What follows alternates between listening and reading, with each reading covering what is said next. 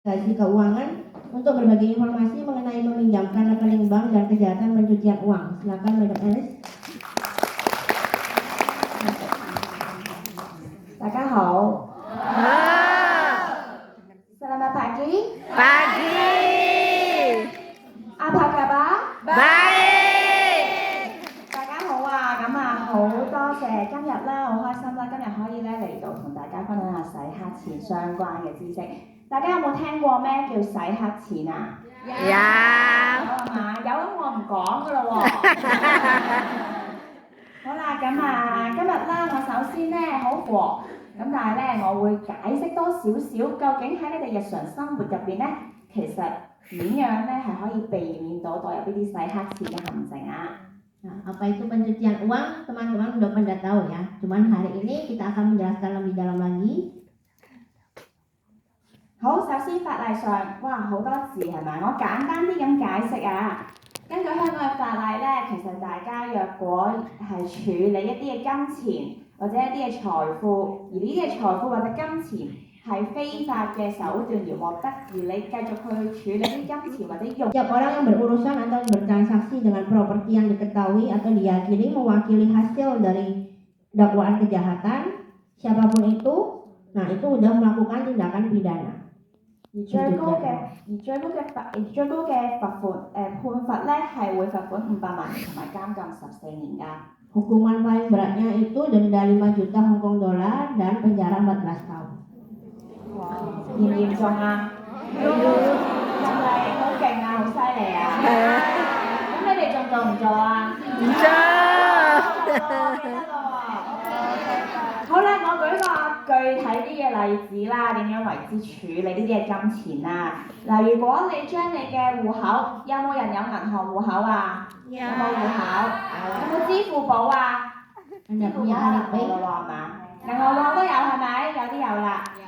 例如嗰個 trend 個趨勢啊，不如大家估下我哋近年洗黑錢嘅案件。嗱，頭先大家見到啲騙案係嘛？啲 scam 係一路上升定下跌啊？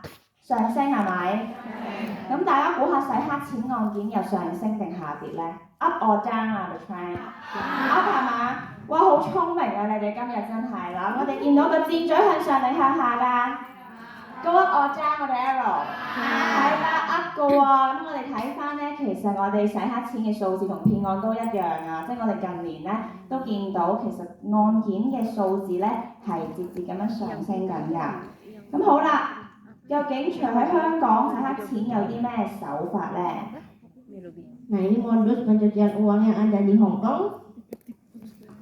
咁啊手法咧其實有好多啦，係咪？咁第一個 casino 用嚟做咩㗎？Judi。啊？賭錢。係賭錢。可能攞去賭佢啦，賭錢啦，係咪？咁可能買一啲 antique 即係點啊？買啲貴嘢啦，係嘛？買啲藝術品。係嘛？或者買啲古董，或者 insurance 係乜嘢啊 ？insurance 大家都係 insurance 買保險係嘛？攞去買嘢咁啊，好多唔同嘅手法啦，我哋都觀察到啊。但係咧，我今日最主要咧係想同大家講第六個係乜嘢啊 ？Number 6 what is number 6？ Stooge account 係啦。Jadi hari ini kita akan bicara tentang yang nomor 6 yaitu akun palsu, akun boneka。好啦，咩叫做最咁講咧？就係買咗你哋嘅銀行戶口啊，好似我頭先咁講啦。咁而家咧好多一啲匪徒啦、一啲騙徒啦，佢哋咧可能會喺一啲嘅社交平台度就話我想買你個戶口啦，或者借你個戶口嚟用，然之後咧俾翻一啲金錢嘅報酬你哋啊。Nah jadi akun boneka ini biasanya caranya dia melalui platform media mencari orang-orang yang mau menjual atau meminjamkan rekening banknya pribadi dengan upah berapa ribu Hong Kong dollar gitu。而喺佢哋呢啲社交平台嘅 post 度咧，當然佢會同你講借戶口嚟係咪真係做一啲合法嘅嘢咧？Tapi pada kenyataan mereka menggunakan untuk tindakan yang tidak benar。係咪啊？係唔係啊？佢哋呃你㗎咋，係啊，嗱，攞你嘅身份證啊。Data pribadi kita, Hong Kong ID, semuanya itu 好啦，有一單嘅案件啦，係我哋之前處理過嘅一啲案件嚟嘅，今日都同大家分享一下。咁啊喺呢單案件入邊啦，我哋喺調查嘅過程入邊咧，發現呢個洗黑錢嘅集團啦，其實佢有個過門嘅方式啦，係去招募咧一啲嘅外傭，然之後咧係透過一啲金錢嘅利益咧去買佢哋嘅銀行戶口同埋個人資料咧，作為一啲大嘅。 Jadi kasus yang kami temukan, sindikat itu menyelubungkan rekening bank dari para pekerja migran dan mendapatkan kartu bank tersebut serta kode sandinya. 咁當佢招募咗呢啲傀儡嘅戶口之後咧，佢哋咧就會用呢啲戶口去收取咧一啲騙案得翻嚟受害人嘅金錢。 Nah setelah itu mereka akan mengontrol rekening itu dan menerima hasil dari tindakan kriminal di rekening tersebut. 咁經過警方嘅調查之後咧，最後咧我哋揾到而亦都拘捕嘅咧，正咧就係呢一啲借出或者係賣出自己個人戶口嘅呢一啲嘅戶口持有人啦。 Lalu polisi menangkap orang-orang yang punya rekening tersebut, ternyata mereka adalah orang-orang yang menjual rekeningnya kepada orang lain. 呢一啲嘅戶口持有人咧，同樣咧係干犯洗黑錢罪行㗎。 Mereka yang ditangkap ini juga merupakan terdakwa dari kasus pencucian uang. 介紹一下啦，我哋最針對呢啲傀儡戶口咧，其實我哋咧都同律政司咧合作咧。若果係傀儡戶口持有人喺一啲洗黑錢案件入邊咧，我哋咧都係會申請加重刑罰㗎。